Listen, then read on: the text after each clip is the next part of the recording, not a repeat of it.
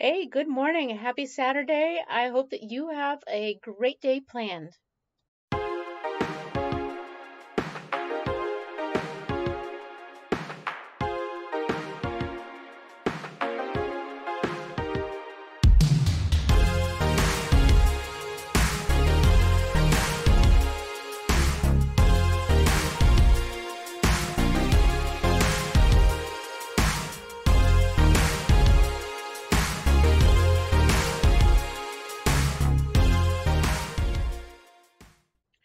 Good morning and welcome to the Radical Geek YouTube channel where we regularly release videos and we're currently doing a daily series on what I eat in a day.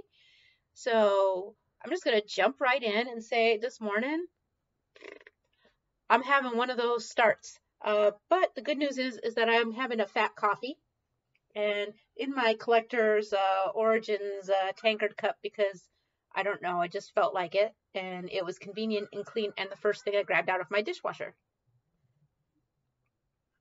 And it tastes great. But my dog is upset. I can hear some TV going real loud. And I made a frittata. Of course I did because they're still pretty good. But I burnt the crap out of it, you guys. I don't know what I was doing this morning. I'm just not in it. So, but I'm not going to waste it because it was a lot of ingredients. I had a bunch of crumbled bacon, and then I had that rare roast beef and that needed finished off, so I cut that up and put it in it. I mean, I had like 10 eggs, but I used my Omni Plus, and I usually put it on bake, and I wasn't paying attention, and I used the air fry, which is why it burnt. So, sadness. Look at that. So overdone. But the insides are still perfect, which is fine. So, are there better things? Could it be nicer? Absolutely. But is it inedible? It's fine. Okay, so it was a little well done. We'll survive. So that's my meal one. Let's see. I am looking forward to Saturday because Saturday, a couple times a month, we do what we call Family Day. And that is that we get my kid from down near campus, and we all of us go together to one of the tea shops here, and we play Go, which is Japanese chess. Uh, Weirdly, probably not going to be my game of the day, or maybe it will. I haven't pulled it out to record yet, but it's Japanese chess, and we enjoy it a lot. I also have to. The reality has set in that I have a very short timeline left to get ready for OhioCon, and I have a shit ton of sewing to do. I'm probably not going to work on that today, but I also realize that even though my next big project is in June, I have to crochet like 400 granny squares. Hopefully not all of them because I know other people will volunteer to help throw some together, but also like straps and stuff for because we offer some crafting classes at that convention. So I've got tapestries to sew for OhioCon. I still have a lot of tasks to do. I've got to revamp my little web page for the department. Uh, oh, more sewing to do, and somewhere in there, since I got a couple new cube shelves, I was like, oh, I'm gonna put these up in my front room because I've got too many games right now, and they need a place to live. And then I was like, oh, but these cubes will hold only these size games, so I'm gonna need to rearrange. And suddenly now I have like 3 shelving units worth of games piled up all over my floor. So now the house is overwhelmingly cluttered. So I've got to get worked on that. I've got to get that done so that they can come up back off onto the shelves, and that will just it'll be better in the long run. It's just like right in the moment. It's a lot. So and of course I can't just jump in and do it like and pound away at it and be done real quick because of my injured ankle. So I can only do like little bits at a time, and then I'm like, well, I have to sit down now. Ah, for someone who puts so many things on their to-do list, it's just perhaps I didn't use my best judgment. We'll get there though, right? At any rate, I'm super looking forward to it. Today is my since we go play Go, this is that day. I've told you about these a couple times where I make my exception, and even though I'm having my coffee experience, I do share a pot of tea with my kid because that's part of our family ritual, and that's just the way it is. We don't sweeten it or anything, so it's fine. Honestly, it's an important part of our little tradition there. Board games and tea and all of that stuff. So super looking forward to seeing everybody at the tea shop and playing Go and evidently crocheting and stacking board games all day. So that's my Saturday. You know, not the most exciting, but it's going to be pretty good. And I hope that your day is pretty good as well. Oh, also, this is my yarn winder. I know you can't see the whole thing, but I don't want to well, yeah, I can unhook it. For those of you who like fiber arts, if you have a friend who does crochet or knitting, and they don't already have one and they're doing their yarn by hand, I'm telling you, this is not the fancy one. This is the cheap version from like Knit Picks. It's like $18. Buy them one.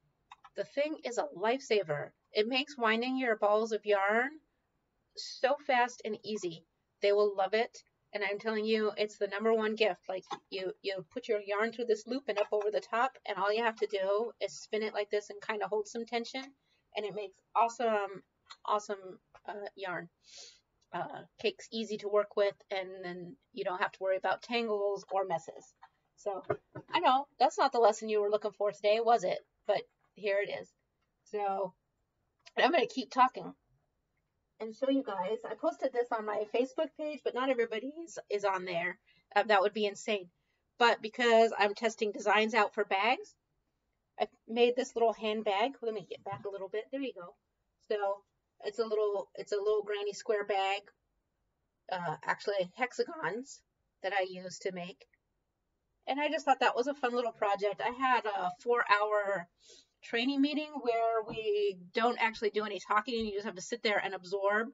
And in order to be able to retain my focus on the meeting, I needed to keep my hands busy. So this was a great project for that because you don't really have to think, and it's not a lot of counting because you get that memory going with it. So, but now I also have to make one that's made out of squares because those are the projects we're going to offer at Origins Game Fair in June with the group that I volunteer for.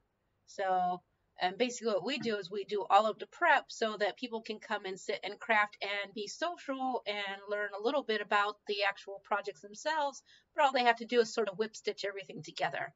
And that means they can finish it and take it with them to go.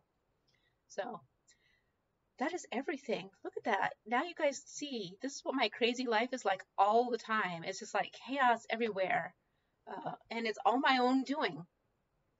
And fortunately for me, my family tolerates it until they don't. And then they're like, hey, listen, it's time for you to start saying no. And then I sort of go like, well, for a week or two. So I hope that you are having an amazing day. I'll catch you later with my meal too, which should be much better than my burnt frittata. See you later. Bye-bye. Hey, everyone. So what's our board game of the day? Lanterns. So it's actually a really visually beautiful game. I know I say that about a lot. I like my games, but honestly, it's kind of cool. Lanterns is a tile placing game. Sorry about that. Trying to also time some food downstairs. So it's a tile laying game, and what you're doing is you're using the tiles, and as you play, you're actually building the board.